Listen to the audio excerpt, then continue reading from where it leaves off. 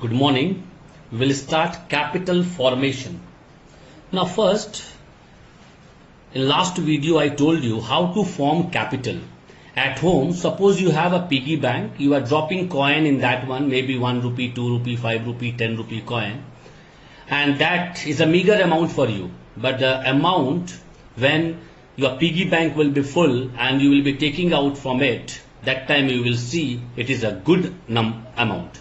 Now, if it is a good amount, that is known as capital formation. You formed capital. The same thing with the RD account, recurring deposit account in the bank. You are going and you are depositing money there every month, maybe 200 rupees.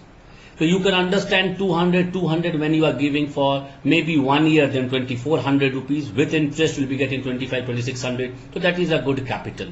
So like that, capital formation takes place in an industry, in a factory, or when we are doing some business. Now in economics, capital formation, we mean increase in the stock of capital goods. This means increase in the stock of capital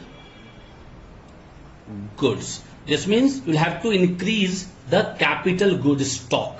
This is known as capital formation, like machine, equipment, transport, alright, factories. You have to increase all these things is known as capital formation. And the system which replaces the old asset by the new asset, alright, because you will be getting one word which is known as maintaining capital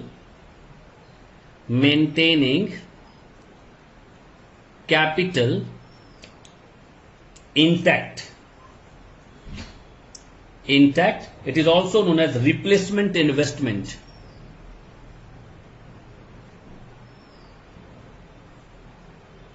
Replacement investment. Now what do you mean by this word? This is nothing. This means system of replacing the old asset by new asset. This means old one which is not functioning properly, you will be selling it out and you will purchase the new one. It is known as maintaining capital intact or replacement investment. Clear? Now we will start. Achha, one more thing about capital formation. Like in a formula form, you can write capital formation, which is also known as net investment, is equals to total investment. Alright, total investment minus depreciation. Now what do you mean by this word? Depreciation, I told you, wear and tear of the things. Alright.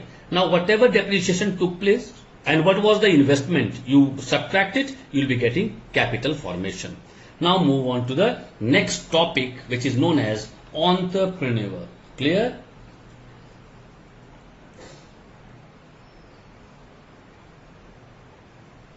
Entrepreneur. Now what is entrepreneur? Who are entrepreneur? An entrepreneur is, if you want, please jot it down. An entrepreneur is the one who organizes production. Alright. Organizes production. Takes important decisions.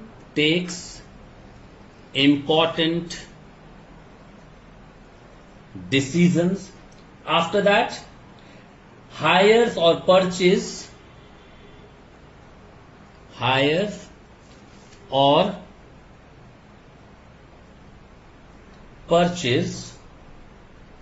factors of production,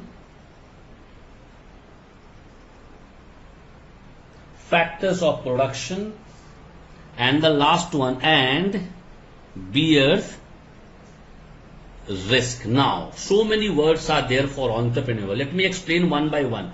Organizes production. You want to start any production unit, you will have to first organize it properly. How much quantity, what product you want to make, who are your consumers, all these comes under organization of your production. Second is takes important decision. Now you will have to take a firm decision to start any factory or an industry. Because when you are starting, if you are not taking up decision properly, now what will happen? Selection of commodity, you will not able to select. The design, you will not able to select. You will have to take a decision, important decision. Hire the purchase factor of production. You will have to hire labor, you will have to purchase land, you will have to purchase machinery. All these things you will have to do because you are entrepreneur. And after that, very important, risk bearer. You will have to bear all the risk. Sometimes what happens, you invested in crores and crores, but profit is not coming. Alright, that time also you will have to bear the loss, and sometime you invested in lakhs and lakhs, but you are earning in crores and crores, the profit is also yours. This means the risk bearer is the entrepreneur. Now understand? Now, if you want to summarize all these, you can write the task of, please write it, the definition. The task of bearing risk is called enterprise. Alright, you have seen many places, Shyam Enterprise, this enterprise, that enterprise written there. What do you mean enterprise? The task of bearing risk is known as enterprise, and the person who bears all these risks in the business is known as entrepreneur. This means the person who is responsible for loss also and for profit also is known as entrepreneur. Clear now? Now move on to the function. Functions. Now what are the functions of entrepreneur? The first function is risk bearing. Alright, risk bearing. You'll have to bear all the risk. As I told you, profit, your good luck, loss, your bad luck. You'll have to bear all those things. You cannot say, I started business and you will be getting profit only, because business is full of uncertainties. You are not aware. Suppose you started FMCG store and you are aware that FMCG stores, they are earning a very good amount, but maybe your luck is not favoring you. You will not be able to earn. You will have to close your shutter. So this is known as risk bearing. Second is decision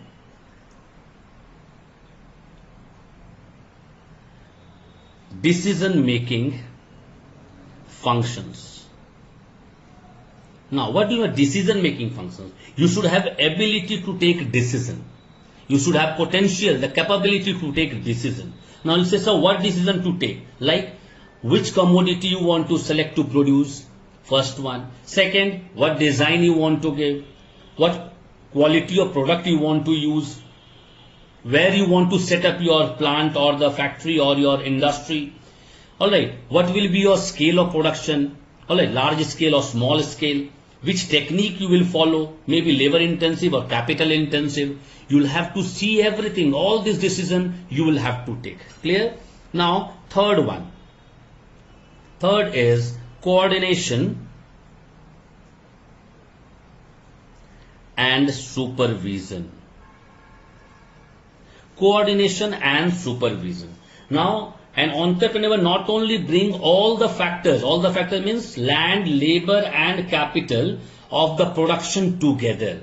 Alright, they also coordinate, they also supervise. Now how? Suppose he has to make a provision for labor for different places. Suppose in your production unit, suppose 4 units are going ahead, working. 4 units are working together.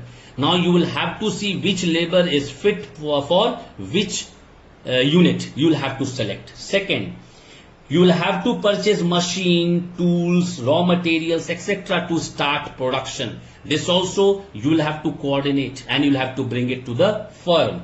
Third one, you will have to coordinate with the factors of production in a proper combination. Alright. Why? Because you will have to keep in mind that minimum cost should be involved. Because if minimum cost is involved, then maximum profit you can make. If more investment is there, maximum means profit you will not able to maximize. Because of that, you will have to coordinate and supervise also very minutely. Clear? After that, you will have to organize all the labor.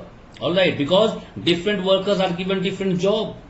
Alright, and you will have to give them job as per their taste and ability. Taste ability means in which they are expert. You will have to give those works only. It's not like that ki I don't know how to coil the fan and you are giving me only, sir, you will have to coil the fan. Obviously what will happen? You will not get the work also done properly and I will be taking hell lot of time also. This means misuse of time will also take place. Because of that, coordination and supervision is very important. Next point. Number 4 is the distributive functions. Alright. Now what are distributive functions? Now entrepreneur has to decide the reward that each factor of production should get. Each factor of production means land, labor, capital. They will have to see how much reward we should give. In deciding all these, land, labor, capital, everything, he has to bear in mind one thing. What is the relative contribution of the production? How much land is required? How many laborers are required? How much capital is required? Everything. Because all these things you will have to distribute, because all these things you will have to pay money. Labor, you will have to pay them the salary. After that, land, you will have to pay money there to purchase. Capital for the machine and all that, you will have to give money. So obviously, you will have to see, you will have to distribute your fund properly, and this is a distributive function. And the fifth one is innovative function. Now, what do you mean by innovative function? Innovative function, the entrepreneur has to choose the profitable innovation. Every time they'll have to see in which innovation I will be earning more and more profit, and then they'll have to apply them to earn more and more profit. Because a progressive entrepreneur, progressive means who want to progress, always take a lead in introducing a new product or a new technique of production.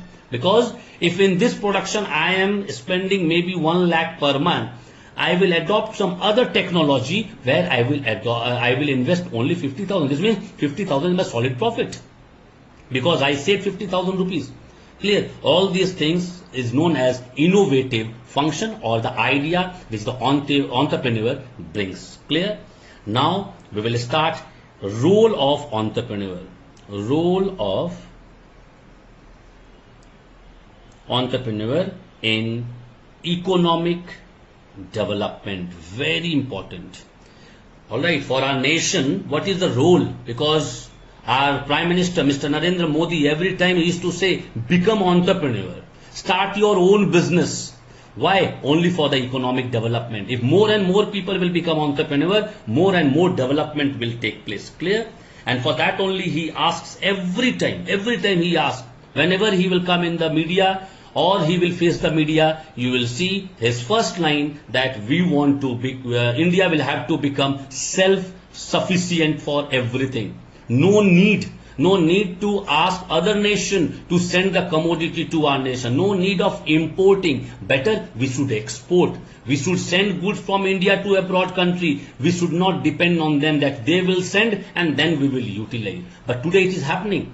Alright. But our Prime Minister, when his focus is clear, when his vision is clear that we will have to develop our nation, we will have to produce everything. Even government is giving also loan in a very subsidized rate. Why not to avail it? We should avail and we should become entrepreneur. Because when you are entrepreneur, obviously you will think not only the profit of your organization, even the economic development of your nation also. Because if you are earning, this means government is earning. Because as much sale your will be there, that much you will have to pay the sale tax. As much income you are earning, you will have to pay income tax. As many professional will be there, you will have to pay professional tax. As many vehicle will be there, you will have to pay road tax. So you can understand government will also earn if you will become entrepreneur. Clear? Now one by one we will discuss what are the roles of entrepreneur. The first role, increase in output. Now, role of entrepreneur, that output should increase. Output means results should come out. If I am investing 1 crore rupees raw material, I should earn from that at least 5 to 10 crore rupees. Because I invested 1 crore in the raw material, so I want, because in that only, in that result, in that output, I'll have to pay to the workers, I'll have to pay to the landlord, I'll have to pay electricity bill, I will have to keep the fund for depreciation. So many functions are the generator, you'll have to pay everything. So this means when his entrepreneur main motive is to increase the output, because the size of the national income, which is considered the indicator of economic development of the nation, is determined by the amount and quality of entrepreneurial resources. Alright, what type of entrepreneur, whatever resources you are giving, that is the good indicator, because that will only boost our economic condition, or you can say the development will take place of a nation. Clear? Now to increase the output, what we should keep in mind? We should keep what to produce, how much to produce, how efficiently we can produce. All these things the entrepreneur will have to keep in mind. Entrepreneur, we are workers, we are going and we are working 6 hours, 8 hours, 10 hours, 12 hours, we are coming home. Entrepreneur will have to think how to lead the company so that more and more output should come out from my own company. This is the main motive of an entrepreneur. Clear? Now come to the second point, is the mobilization of savings. Now, what is the mobilization of saving? Entrepreneur every time mobilize the idle saving of the public through issue of shares, debentures, investment in the public, IPO, all these things, because they need money. And when they mobilize, when they channelize all these savings, then only he or she is a good, or you can say the best entrepreneur. You will have to mobilize your saving. Whatever you are earning, you will have to mobilize it properly. Clear? Because investment of their public savings in the industry result in the capital formation. Again, capital formation means you gathered money, hell lot of money by issuing your shares. That money you will have to invest in the factory or industry to earn more and more, and so that you can give dividend to the shareholders. Clear? Then only they will be purchasing your share. Otherwise, why they will purchase your share? Now come the third one, generation of employment opportunities. This is very important. As many entrepreneurs will be there, that much job will be created. That many job will be created. Why? Because one factory, you think of it, if it is running 24 hours, so 8 into 3, 8 hours job will be there. Now in one shift, in 8 hours, if 10 people are working, I am taking very least amount, if 10 people are working, then in one factory 30 people are needed.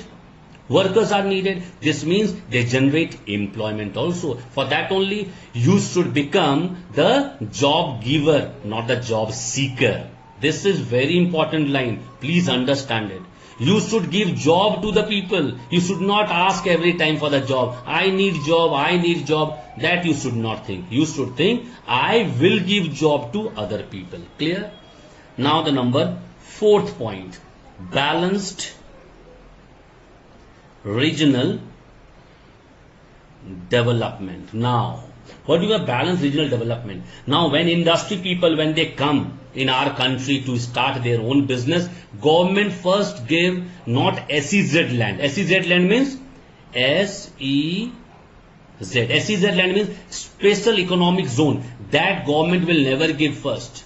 Government tries to give all the backward areas of the country where you can avail the various concession also, subsidy also, only because I am telling you, so that you can make that particular area, backward area, a very good urban area. Because people, they don't want to go to that place to survive. They don't want to go to that particular place to stay. And there if you will start your industry, very good example I can give you, the Chandan Kyari, the Chas Chandan Kyari. There nothing was there when thermal power plant started. The power plant started. Now you see that area became a very good you can say. Which type of area? The urban area. Where land was earlier only 4,000, 5,000 rupees per decimal. Today it is 4 lakh, 3 lakh decimal near the roadside. So you can understand how industry boosts all these things. Clear? Now the fifth point, less dependence on other countries. As I told you just now, no need to import, export it. Alright, because entrepreneur is only there who can help the nation in reducing the dependency on other nation. They can only help India. Not only India, whichever nation you belong. That particular nation, you can only build the nation by not depending on other country. Why? Because you should produce it. You should produce and you should distribute in the entire nation. Why? Other nation people will come and they will distribute in our nation and they will be taking our money back to their own nation. Let our money to be in our country only. Clear? In next class, we'll start new chapter.